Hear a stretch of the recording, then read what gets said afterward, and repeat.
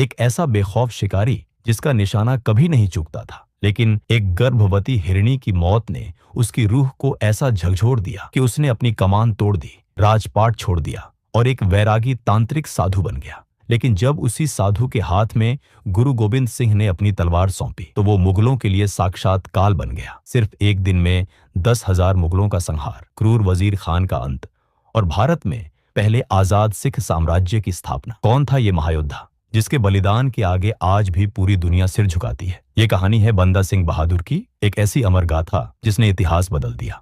27 अक्टूबर 1670 कश्मीर के राजौरी इलाके में एक राजपूत परिवार में एक बालक का जन्म हुआ जिसका नाम रखा गया लक्ष्मण देव। बचपन से ही लक्ष्मण देव का निशाना इतना अचूक था कि जंगल का कोई जानवर उनकी कमान से नहीं बच सकता था। वे एक बेखौफ शिकारी थे, लेकिन उनकी जिंदगी में एक ऐसी घटना घटने वाली थी जिसने उनके भीतर के शिकारी को हमेशा के लिए मार दिया। 15 जून 1685 15 साल के लक्ष्मण देव ने जंगल में एक गर्भवती हिरणी पर तीर चला दिया। वह तड़पते हुए उनके सामने गिरी और उसने दम तोड़ दिया, लेकिन मरने से पहले उसने 2 मासूम बच्चों को जन्म दिया जो लक्ष्मण देव की आंखों के सामने तड़प तड़प कर मर गए। इस खौफनाक मंजर ने लक्ष्मण देव की रूह को झकझोर दिया। उन्होंने अपनी धनुष बाण तोड़ी, घर बार छोड़ दिया और वैरागी साधु बन गए। अब उनका नया नाम था माधोदास। 10 अप्रैल 1700। सालों तक भटकने के बाद माधोदास महाराष्ट्र के नांदेड़ में गोदावरी नदी के किनारे अपना आश्रम बनाते हैं। यहाँ रहकर वे घोर तपस्या करते हैं और कई गुप्त तांत्रिक और यौगिक शक्तियां हासिल कर लेते हैं। वे इतने अहंकारी हो जाते हैं कि आश्रम में आने वाले बड़े बड़े संतों और विद्वानों को अपनी तांत्रिक शक्ति से पलंग पलटाकर जमीन पर गिरा देते थे और उनका मजाक उड़ाते थे। उन्हें लगता था कि इस ब्रह्मांड में उनसे शक्तिशाली कोई नहीं है। लेकिन तभी उनके आश्रम में काल के भी काल महाकाल कदम रखने वाले थे। 3 सितंबर 1708 सिखों के 10वें गुरु गोविंद सिंह जी नांदेड़ में माधोदास के आश्रम पहुंचते हैं। माधोदास हमेशा की तरह अपने पलंग पर बैठने वाले गुरु जी को गिराने के लिए अपनी पूरी तांत्रिक शक्ति झोंक देता है। वह बुरी आत्माओं और तंत्र मंत्र का इस्तेमाल करता है, लेकिन गुरु जी के चेहरे पर एक हल्की सी मुस्कान बनी रहती है। माधोदास का पूरा शरीर पसीने से तर हो जाता है। उसकी सारी शक्तियां गुरुजी के तेज के सामने भस्म हो जाती हैं। 4 सितंबर 1708 हैरान और परेशान होकर माधोदास गुरुजी के चरणों में गिर जाता है और पूछता है, आप कौन हैं? गुरुजी कहते हैं, तुम मुझे जानते हो, पहचानो। तब माधोदास हाथ जोड़कर रोते हुए कहता है, सच्चे पातशाह, मैं समझ गया, आप गुरु गोविंद सिंह हैं, मैं आपका बंदा हूँ। गुरुजी उसे गले लगाते हैं, उसे अमृत छकाते हैं और उसका नया नाम रखते हैं, बंदा सिंह बहादुर।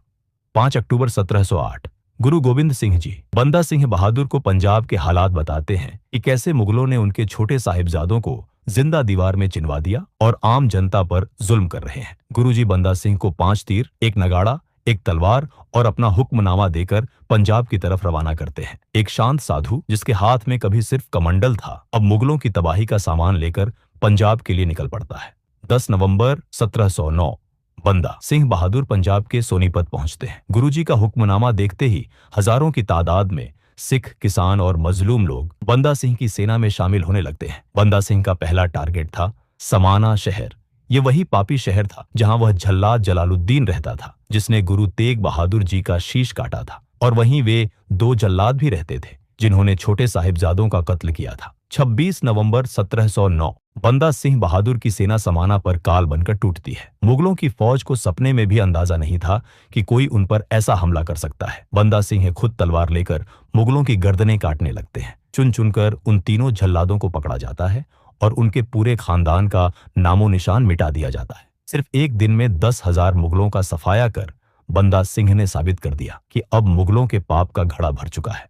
12 मार्च 1710 समाना के बाद बंदा सिंह बहादुर सढौरा और घड़ाम जैसे मुगलों के बड़े गढ़ों को मिट्टी में मिला देते हैं। जहां भी अत्याचारी सूबेदार थे उन्हें सरेआम फांसी दी जाती है। पूरे पंजाब में हाहाकार मच जाता है। दिल्ली के तख्त पर बैठे मुगल बादशाह बहादुर शाह के पास जब यह खबर पहुंचती है तो उसके पैर कांपने लगते हैं। लेकिन बंदा सिंह का असली मकसद अभी बाकी था, सरहिंद का वो पापी वजीर खान। 12 मई 1710 सरहिंद के पास चप्पड़चिड़ी के मैदान में इतिहास का सबसे भयंकर युद्ध शुरू होता है। एक तरफ वजीर खान की 20,000 से ज्यादा की ट्रेंड आर्मी, तोपें, हाथी और बंदूकें थीं। दूसरी तरफ बंदा सिंह बहादुर के पास न तोपें थीं, न भारी हथियार, सिर्फ लाठियां, गंडासे, तलवारें और साहिबजादों की शहादत का बदला लेने का अटूट जज्बा था। 13 मई 1710 युद्ध के बीच में मुगलों की तोपों के आगे सिख सेना थोड़ी पीछे हटने लगती है। यह देखकर बंदा सिंह बहादुर एक ऊंचे टीले से नीचे उतरते हैं, आसमान की तरफ देखकर दहाड़ते हैं और खुद अपनी भारी तलवार लेकर वजीर खान की सेना के बीच में घुस जाते हैं। बंदा सिंह को देखकर सिखों में ऐसी बिजली दौड़ती है कि वे मुगलों के हाथियों की सूंड काटने लगते और तोपों का मुंह मुगलों की तरफ ही मोड़ देते हैं। आखिरकार वजीर खान बंदा सिंह के वीरों के शिकंजे में आ जाता है। भाई फतेह सिंह अपनी तलवार के एक ही झटके से वजीर खान का कंधा काट देते हैं और उसका सिर धड़ से अलग कर दिया जाता है। सरहिंद की उस पापी दीवार को जिसमें साहिबजादों को चुना गया था, सिख अपने हाथों से ढा देते हैं। सरहिंद पर सिखों का कब्जा होता है और बंदा सिंह बहादुर पूरे पंजाब में पहले आजाद सिख राज्य की स्थापना करते हैं। 27 मई 1710 बंदा सिंह बहादुर मुगलों के सिक्कों को बंद करके गुरु नानक देव जी और गुरु गोबिंद सिंह जी के नाम पर भारत का पहला सिख सिक्का और शाही मोहर जारी करते हैं। वे सदियों पुरानी मुगलों की जमींदारी प्रथा को एक झटके में खत्म कर देते हैं और जमीन का मालिकाना हक गरीब किसानों को दे देते हैं। इतिहास में पहली बार गरीबों को उनका हक मिलता है और बंदा सिंह बहादुर लोहगढ़ को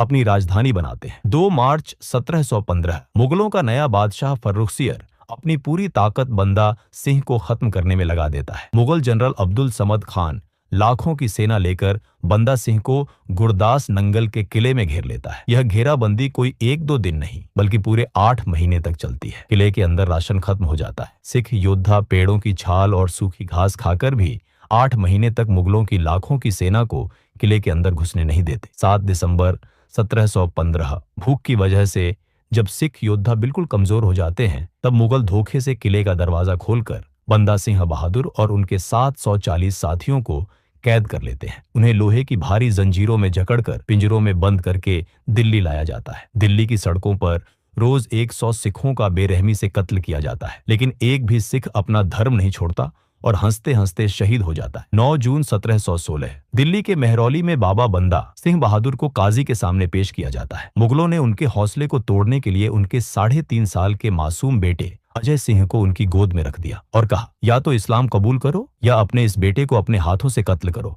बंदा सिंह ने अपने बेटे को सीने से लगा लिया और कत्ल करने से साफ मना कर दिया। 9 जून 1716 दोपहर 3 बजे जल्लाद आगे बढ़ता है। वह बंदा सिंह के सामने उनके 3.5 साल के बेटे के टुकड़े टुकड़े कर देता है। पूरा माहौल दहशत से भर उठता है, लेकिन बंदा सिंह की आंखों से एक आंसू तक नहीं गिरता। इसके बाद जल्लाद गर्म लोहे के सुलगते चिमटों से बाबा बंदा सिंह के शरीर का मांस नोचने लगते हैं। उनकी आंखें निकाल ली जाती हैं, हाथ पैर काट दिए जाते हैं और अंत में उनका सिर काट दिया जाता है। लेकिन ये महायोद्धा मरते दम तक न चीखता है न झुकता है। आज 2026 में भी मुगलों का वो क्रूर साम्राज्य इतिहास के कूड़ेदान में मिल चुका है, लेकिन बाबा बंदा सिंह बहादुर का नाम आज भी इतिहास के पन्नों पर सोने के अक्षरों में चमक रहा है। वे देश और धर्म के लिए वीरता की वो मिसाल है जिनके आगे पूरी दुनिया हमेशा अपना सिर झुकाती रहेगी। वाहेगुरु जी का खालसा, वाहेगुरु जी की फतेह।